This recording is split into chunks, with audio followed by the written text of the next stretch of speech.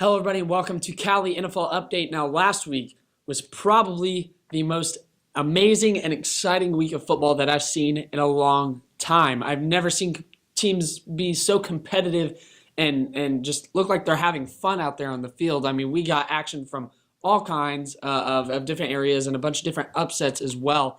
So I just want to go ahead and give a quick recap of all the games that happened last week. And I want to start with the first game of the week, the Thursday night game between the Rams and the 49ers.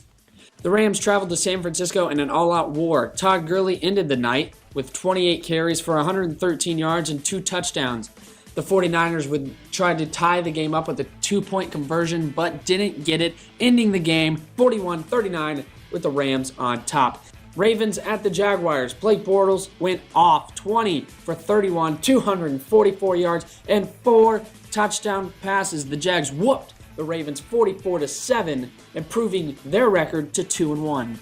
The Broncos traveled to Buffalo to play the Bills and lost 26-16 behind Tyrod Taylor's 2 touchdowns. The Bills would improve their home record to 2-0. Steelers at Bears was a fun one right before half, and the Bears block a field goal, and Marcus Cooper scoops it up with nothing but daylight. He could go all the... Wait a minute. He takes his time by showboating, and Vance McDonald swats the ball out of Cooper's hand. The score wouldn't count, but the Bears would eventually go on to win it in overtime, 23-17.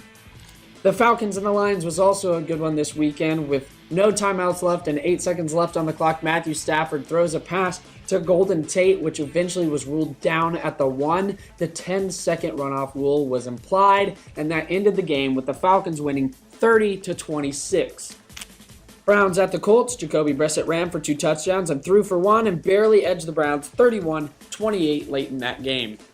The Bucs traveled to Minnesota, where Case Keenum had himself a day, completing 25 of his 33 pass attempts for 369 yards and 3 touchdowns, helping the Vikings earn a win at home. Texans gave New England a run for their money, but lost a close one. Tom Brady's 5 touchdown passes probably didn't help, especially the one with 23 seconds left to Brandon Cooks. Texans would fall to 1-2.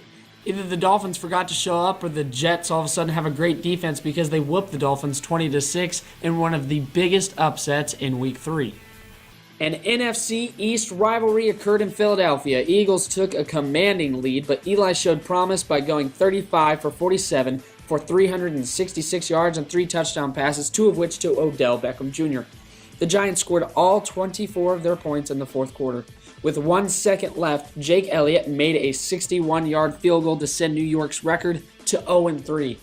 Elliott's field goal would break 2 records, the longest field goal ever in Philadelphia and also the longest field goal by a rookie in NFL history.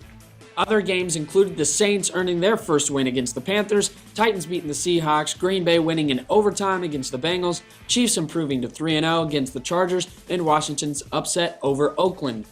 Monday night's matchup was Dallas at Arizona, which was close until the fourth quarter. Dak showed leadership by diving headfirst into the end zone for the touchdown.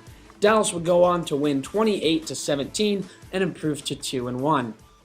So clearly there are a ton of weird, exciting, fun, chaotic games this weekend, and I hope it happens this upcoming weekend as well. With that being said, I'm going to go ahead and make my picks for my lock and my upset for next week. It's kind of hard to make those picks now. Now seeing what happened last week, it's kind of unpredictable this year is already.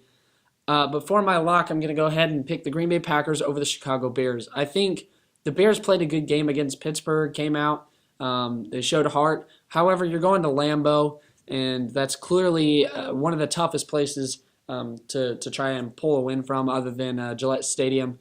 I would argue that that's the hardest place to try and get a win. But Lambeau is pretty difficult as well, so I'm going to pick the Packers over the Bears. And from an upset, I'm going to pick the Chargers over the Philadelphia Eagles. I think definitely the absence of Darren Sproles will play a factor, but Chargers, they looked decent against Kansas City, and I think they'll give, if anybody, the Eagles a run for their money. So last week didn't really go my way. I went 0-2, didn't get any of my picks right. However, I picked the Browns to win against the Colts. And for the Browns to score 28 points and only lose by 3, you kind of take that as a win against, when you're betting on the Browns. So I'll take it. I also had the Dolphins beating the Jets, though. Dolphins didn't show up whatsoever. Jets came to play. They came to play. Their defense showed up. I had to eat my words. Nice job, New York, because you're doing something right. Dolphins, you got to get your crap together before next week because that was I think shocking to everybody. Hopefully this week will be better and I'll go 2-0. I guess we'll have to watch and find out. But thank you guys for watching this episode of the Cowley NFL Update. Right here is my record. Could be better, but we're going to have to see where it goes from here. If you want to watch any of our old videos, they are on YouTube under Cowley NFL Update. Thank you guys so much for watching, and we'll see you next time.